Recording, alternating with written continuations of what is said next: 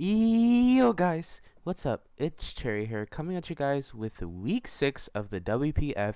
Your Roastar Carburizers are going against Gummy, coach of the London Lapras, in a week 6 showdown. Now, if you didn't watch our week 5 game, it was a very, very, very good game, and I suggest you watch it. However, if you aren't interested in watching it, I will be spoiling it in 3, 2, 1. We took the 6-0 again, boys.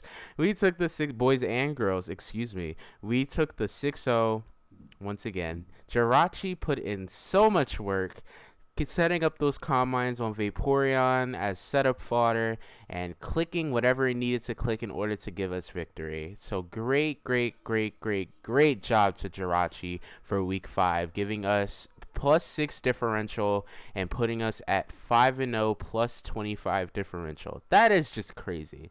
That's just crazy. I didn't expect to, get this far, but hey, man. But let's not focus on the past too much. Let's focus on now and this matchup. This matchup is making me make trades. This matchup right here made me start looking at the tier list, because honestly, this matchup is by far the absolute hardest matchup that I have had so far. Ground and steel are things that my team struggle against. Really bad. Ground, steel. Both of those. My ground answers are weak to steel. My steel answers are weak to ground. It's just ridiculous, right? So, actually, while we're dwelling on how scary this matchup was, let me actually tell you guys the matchup. So, the London Lapras has, as of this battle, Garchomp, Mega, Tyranitar, Excadrill. All 3 of those scared the living crap out of me. Garchomp, if it got a Swords Dance Scale Shot up, swept. Excadrill, if it was in sand and got up a Swords Dance, swept. There was nothing I could have done. Except for, correction. If Excadrill got up a +2 and Hitmontop was dead and was not alive, it swept. Correction. Azumarill, Belly Drum. Belly Drum literally won if Rotom was chipped. Also, Choice Band Agua Jet was also very scary. Choice Band Knockoff is very scary against my team. Very scary. Mesprit, Goodra, Araquanid. Araquanid was very scary in team prep because it ate so many hits to where it could get up a sticky web, and then it's basically a free skill shot for Garchomp, literally. So I had to make sure that webs did not go up. That was my game plan. Avalugg was a really good physical wall that literally walled my Aerodactyl and literally nuked it in return, which was very scary. Jolteon, I had for it. It can't really do anything, especially without hidden power. All it does is Shadow Ball. And then Sceptile and Lapras, I weren't worried about either. I would be more worried about Lapras than Sceptile. Sceptile I wasn't worried about at all. But here, they did not bring a Azumarill, and they did not bring not Araquanid. They did bring Araquanid. They didn't bring Avalugg. I was expecting Garchomp, Tyranitar, Excadrill, Araquanid, Avalugg, Azumarill. Those are the 6 that I were expecting. They brought Jolteon and Goodra. I was like, oh, okay, no setup shenanigery with Belly Drum, and great. No Avalugg, no Fizdef Wall. Wonderful. So I was already like, okay, cool. This won't be as bad. I just have to make sure I don't let Excadrill or Garchomp set up. So before I click the play button and let you guys view the match, I want to give a huge shout out to A13. Also, because 13, I will put his channel link and his Twitch in the description below. This dude mocked me so many times. I lost pretty much every single mock, every single one. This team was so hard to prep for. So hard. Like, literally, Garchomp, Excadrill won if they got the +2. That's how bad it was. It also made me, I'm thinking about trades, too. Like, honestly, my mons on my team may be different. Like, I may do a trade recap. Like, if you don't see a trade recap in the next week or so, then I don't know what I'm doing. But this team gave me headaches, and literally I had Toxapex. I had a Sugarberry Toxapex with Haze to stop a Azumarill from setting up, while also having Ice Beam to get off a good 50% on Garchomp.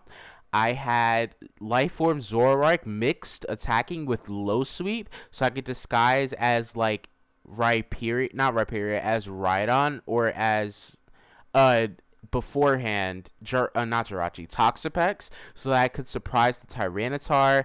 Like, I changed both of those out last minute, like the last 10 minutes. I was like, nope. I changed it to Scarf Jirachi. Scarf Jirachi with Body Slam was really, really cool, although I never used it. And then I changed it to Bulky Aerodactyl. Fun fact, Garchomp in Mega Form, I don't need to run any of it. I think no, that's wrong.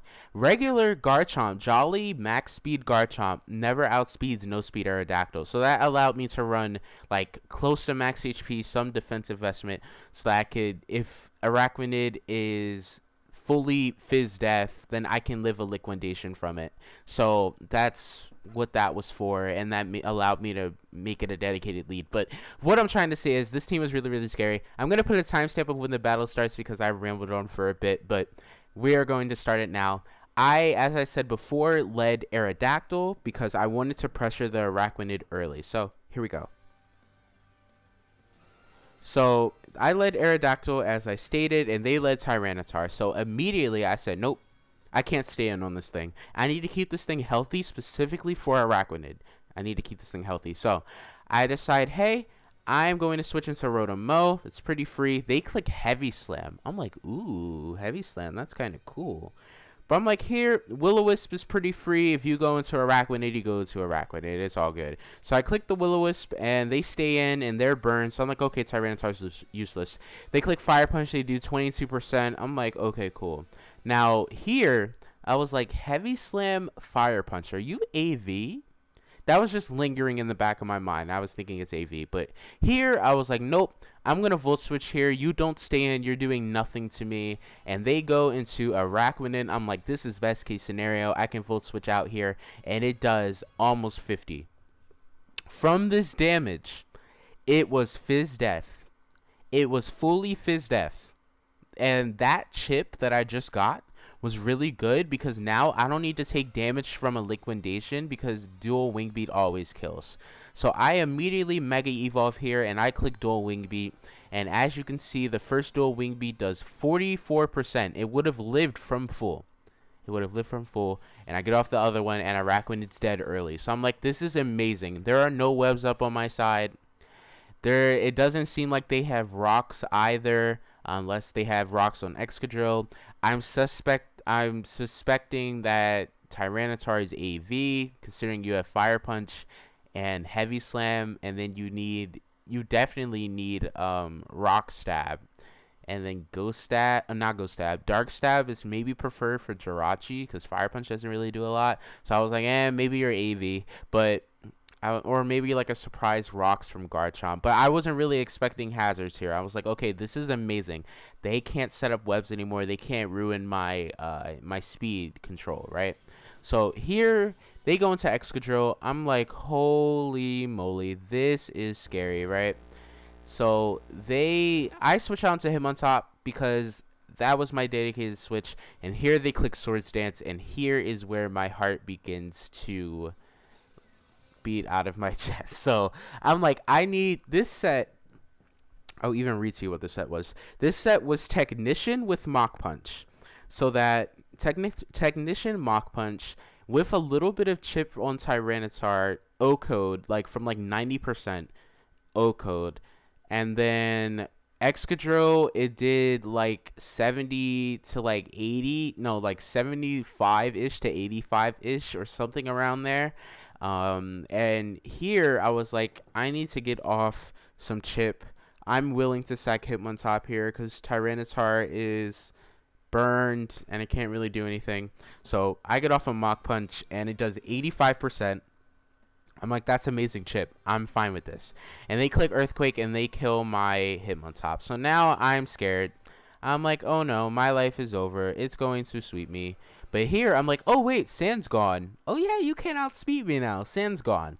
So I click Earthquake here because Earthquake was very, very free. They have no immunity to Earthquake. They go Tyranitar to set Sand back up. I'm like, this is fine. I click Earthquake here, and it does 59%. I'm like, okay, I'm just going to click it again. It's very, very free to click it again. No point in not. And Tyranitar dies. So I'm like, great. Their Sand Setter is gone. This is amazing. Here, they go into Excadrill. I'm like, okay.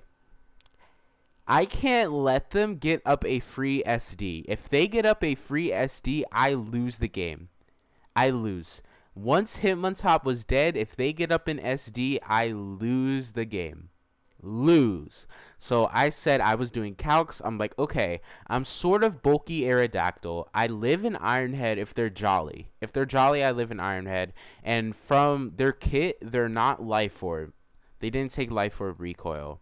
So non-Life Orb max attack Excadrill did max 99.4. Max.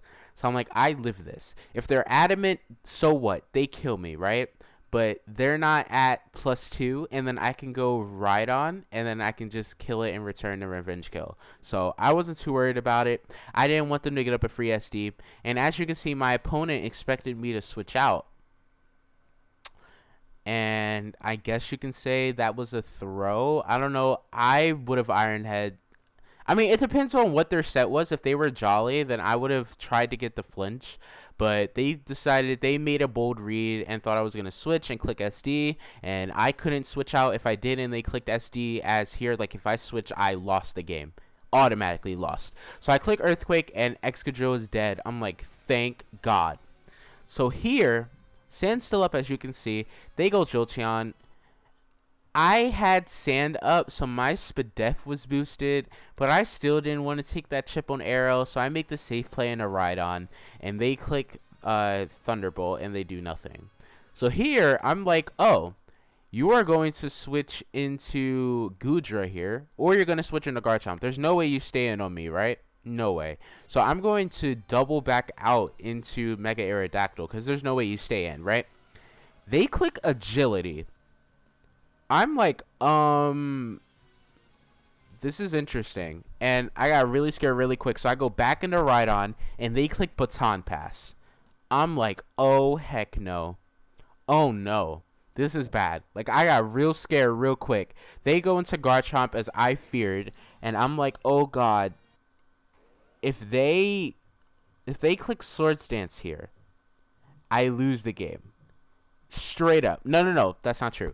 If they Swords Dance and they are jolly, I live in Earthquake. If they click Swords Dance and they are adamant, I lose the game. Automatically lose the game. There's no way I live anything. Everything dies to either a Scale Shot or an Earthquake at this range. Like, I had to rely on Scale Shot getting 2 hits or Scale Shot missing if they click Swords Dance here. But they decide to click Substitute. So I'm like, oh, Substitute. Oh, that's fine. That's okay. And I got less scared because now they don't have that, like, initiative anymore. Or not initiative. That's the wrong word. They don't have that, like, fear. I don't have the fear of them SDing anymore. Because if they SD, they're taking a lot of damage from Avalanche. Even with 60 base power, it's quad weak. So it's still going to take a lot. And you chip yourself down for me. So I'm not worried about it anymore, right? So here they decide to click Earthquake. It does 46, which tells me that they are adamant. They are adamant. So if they would have SD'd there, I needed the roll in order to live and click Avalanche and kill them. But here I click Avalanche. Avalanche is boosted because they damaged me beforehand. And here I'm like, okay, I'm not scared anymore because Rhydon 1v1s Jolteon all the time. And Goodra, all I need to do is burn it. And depending on its set, it wins. So they go Goodra here. I go hard into Rotom because Rotom's pretty much useless, expendable here. They click Power Whip. I'm like, oh, you're physical. Okay, let me click Will-O-Wisp against you. And here they make a good play, and they switch into Jolteon. I'm like, okay, I'm just going to Will-O-Wisp. It's fine. And now I'm getting leftovers. I'm like, you can't really do anything to me, right? So here, I decide to click Leaf Storm. They click Agility on this turn. I click Leaf Storm. It does a lot of damage. And here, I was like, okay. So, you're going to Baton Pass, right? I'm going to Will-O-Wisp. And even if you don't Baton, all I need to do is spam Will-O-Wisp. Because you're going to die in, like, 3 turns. Less than 3 turns, you're going to die. So, I was like, I'm fine with spamming Will-O-Wisp here until it dies. So, they click Shadow Ball. It does a good 28%. I'm like, okay, I'm just going to Will-O-Wisp here. I'm just going to spam Will-O-Wisp. If they kill me, they kill me. No big deal. Not really too worried about it. And they click Baton Pass on this turn, and they go Gudra. I'm like, okay, this is great. Now I for sure win the game. Unless they're mixed, I for sure win the game here. They're burned now, and I'm like, I could just Volt Switch here. And they reveal the Fire Punch, so I'm like, okay, you're physical. Yeah, I win the game. There's no way I lose this. So I Volt Switch out. I go into Jirachi, and Jirachi wins me the game from here. All I need to do, I'm Scarfed. All I need to do is spam Iron Head, and I win. So I'm going to put it on normal. But GG to my opponent, Gummy. Their team was very, very, very, very, very scary and literally gave me anxiety. And I'm very glad that we were able to pick up the 5-0 win and be 6-0, which is crazy. I feel like this is illegal. I feel like this is illegal. The fact that I am 6-0, that I think that's illegal. But we are halfway through the season at this point. I think if I do make the trades, if the trades go through, I'm gonna make a like half season recap / trade transactions video probably for WPF, and then we can just continue. But pretty much if I win like 3 more games, then I'm like clinched at that point, because then it's 9-3. That's pretty much a clinch. 8-4 I would argue is maybe a clinch as well. But I just need to win 2 or 3 more games, and then I clinch playoffs, in my opinion. Or I think so, which is really, really good. So I'm very glad to be 6-0 right now. And yeah, I'm thankful for A13. A13 was the GOAT. Those mocks were really helpful. If he didn't mock me, I wouldn't have brought AERODACTYL, and AERODACTYL put in so much work this game. So shout out to A13. He really, really helped me out. And yeah. So thank you all for watching. Thank you all for sitting through this far, if you so did. And yeah, so I'm looking forward to not season 7. I'm looking forward to week 7 to see what that matchup brings us. But nonetheless, I want you all to stay safe, wash your hands, and enjoy your family around you. That's all I request. That's all I ask. And I thank you guys for watching, and I'll catch you guys next time. Peace.